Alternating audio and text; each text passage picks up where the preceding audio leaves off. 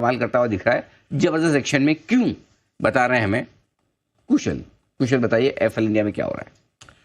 Sir FL India की काफ़ी interesting report आती हुई दिख रही है। यहाँ पर सिटी जो है वो एफएल इंडिया पर बुलिश होते हुए दिख रहे हैं। इनफैक्ट यहाँ पर इन्होंने खरीदारी की राय के साथ अपनी कवरेज की शुरुआत की है और 1600 रुपये के टारगेट्स इनकी तरफ से आ रहे हैं।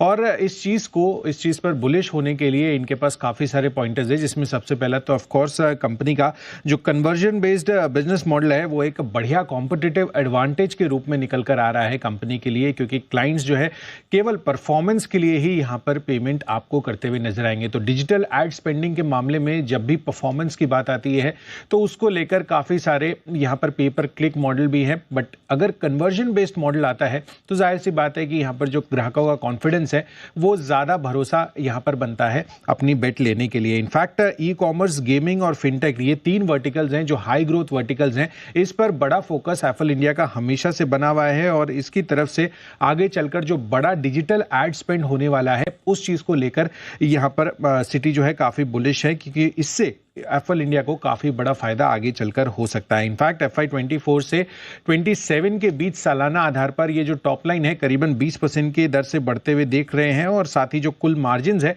उसमें आपको 400 बेसिस पॉइंट्स का उछाल देखने की उम्मीद लगा रहे हैं। इनफैक्ट गूगल और मेटा जो कि बड़े डिजिटल प्लेटफॉर्म्स हैं, इसके कंपैरिजन में एक बढ़िया ऑल्टरनेटिव निकल कर आया है FL India over the last few years. और साथ ही जो सेकेंड हाफ है उसमें यूएस मार्केट्स में ये समझ रहे हैं कि जो फिनटेक वहां पर वर्टिकल है उसमें एक बहुत बढ़िया बढ़त या रिकवरी की उम्मीद लगाई जा रही है। तो जाहिर सी बात है कि यहाँ पर जो एक तो हाई ग्रोथ सेक्टर्स हैं उनमें रिकवरी आती हुई दिखेगी, साथ ही कंपनी का जो कॉम्पिटिटिव मॉडल है वो एक बहुत बढ़िया भरोसा दे रहा है सिटी को। और इसी वजह से 2025 के लिए 364 करोड़ रुपए के मुनाफे का अनुमान लगा रहे हैं। 2026 के लिए 466 करोड़ ये इनका एस्टिमेट है, जो कि मौजूदा अगर आप FY24 में देखेंगे तो 297 करोड़ रुपए का मुनाफा था। तो मुनाफा भी आगे चलकर बढ़िया ग्रोथ ट्रेजेक्टरी पर रह सकता है, ऐसा अनुमान है सिटी का। और इसी वजह से 1600 रुपए के टारगेट्स ये दे रहे हैं।